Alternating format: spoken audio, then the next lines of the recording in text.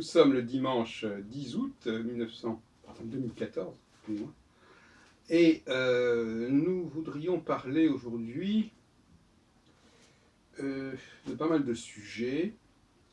Je pense que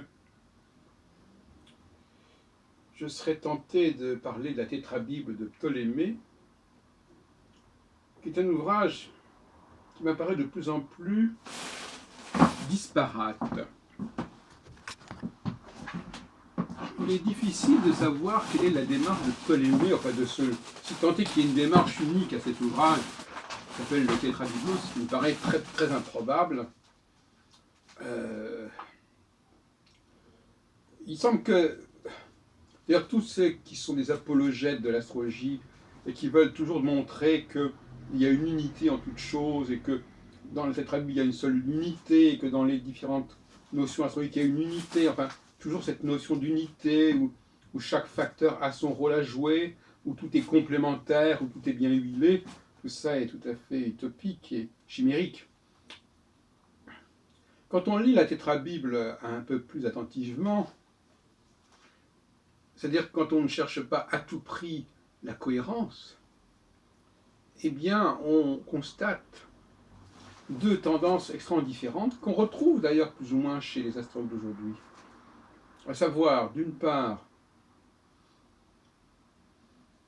une tentative de s'émanciper par rapport au symbolisme, qu'il soit mythologique, planétaire, zodiacal, s'émanciper du symbolisme.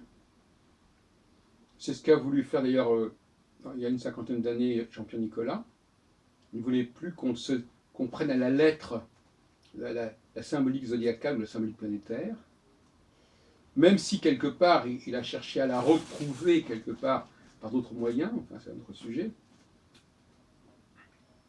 Et puis il y a ceux qui au contraire pensent qu'il faut asseoir l'astrologie sur justement ce symbolisme, d'une part, et sur l'astronomie de l'autre. Donc il y a des gens à qui, si vous leur retirez à la fois l'accès à l'océan symbolique et à l'accès à l'océan astronomique, qui sont en sorte deux infinis, si on peut dire, eh ben, ils sont complètement décontenancés, ils ne savent plus où ils en sont. Pour eux, l'astrologie, c'est la fusion entre ces deux océans, ces deux espaces. Il faut donc puiser puissamment dans le symbolisme des signes zodiacaux, dans le symbolisme des planètes, les anciennes comme les nouvelles, puisqu'elles ont toutes une tonalité mythologique maintenant. Et d'autre part, il faut bien entendu tenir compte des relations entre toutes ces planètes, les unes par rapport aux autres, dans le cas notamment des aspects. Les aspects qui connectent entre eux toute la diversité même de l'astronomie. Alors, un autre visage de Ptolémée, quand on lit notamment le livre, les autres livres, parce qu'il y a d'un côté le premier livre, qui est très structurel, qui est très Nicolas, c'est-à-dire effectivement tout est systémique, tout est géométrique, tout est réseau. Et donc là, on est très éloigné quand même quelque part de tout ce qui est symbolique. Et puis, quand on passe aux autres livres, eh bien, on s'aperçoit que Ptolémée, enfin, si tant est que ce soit le même auteur, que la Tétrabible nous parle de la Lune en rapport avec les différents signes zodiacaux, dont on tire quelques significations, donc le fait qu'il soit dans... Là, on n'est plus du tout dans les domiciles des planètes, les exaltations, il n'y a pas un mot là-dessus. On parle des signes, des différents signes, voilà. Et puis,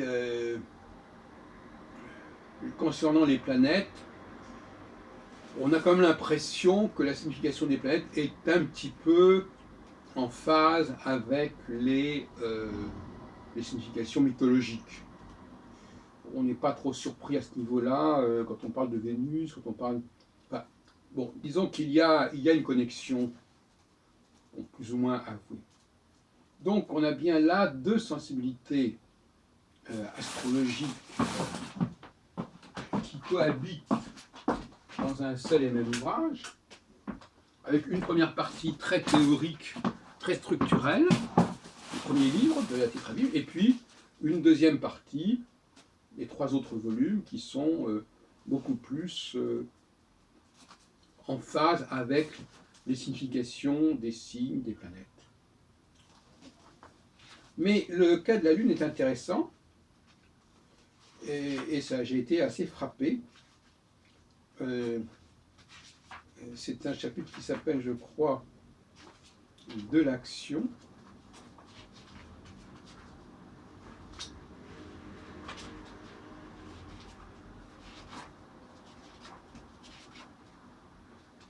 Et là, on a véritablement, on a carrément un exposé sur la Lune et les signes zodiacaux. On ne s'attendait pas du tout à ce genre d'exposé.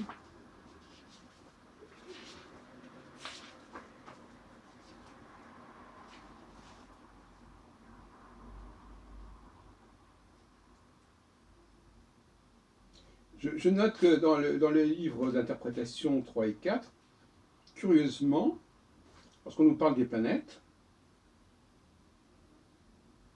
on nous parle d'affinité entre les planètes, mais on ne parle pas du tout,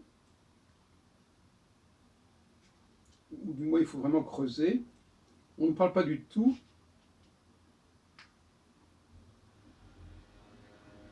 des domiciles et des exaltations. Je ne suis pas trop affirmatif parce qu'il y a des expressions qui sont un petit peu ambiguës, mais il ne semble pas que ce soit le cas. Alors,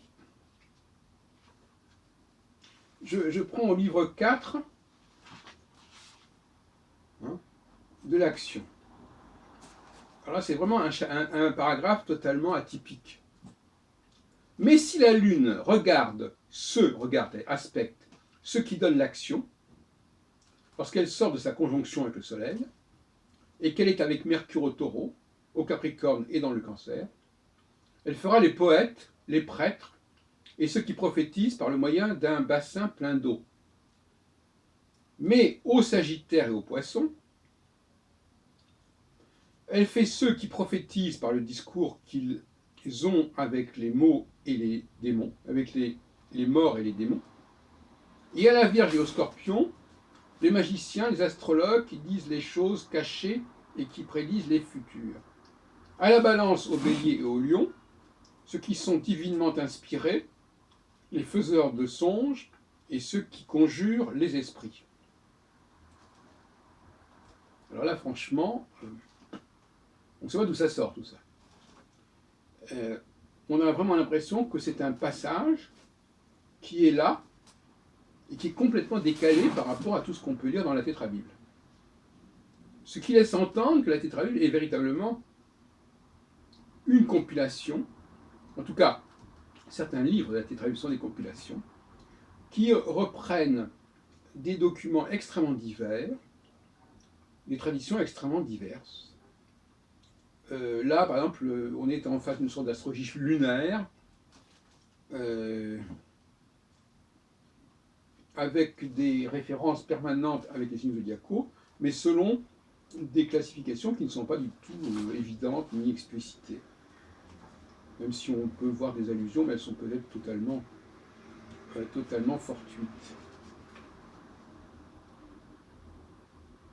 Donc, pour nous résumer, je ne vais pas allonger cette petite causerie, je voulais vous exprimer le malaise que l'on ressent à la lecture de la Tétrabible, cette espèce d'écartèlement entre une tentative de présenter les choses de façon très structurelle, très connectée, très en réseau, très systémique, et d'autre part, une pratique liée à tout simplement un jeu avec les symboles qui est assez, disons, vague tout de même, quelque part. Hein. Et d'ailleurs, à un moment donné, je ne sais pas si j'ai retrouvé le passage, la Tétrabible dit oh, ben, de toute façon, il va falloir que les praticiens devront se débrouiller hein, pour trouver les explications. Voilà, il dit c'est laissé au bon vouloir des praticiens que de décortiquer toutes ces histoires-là, parce que c'est vraiment très très compliqué.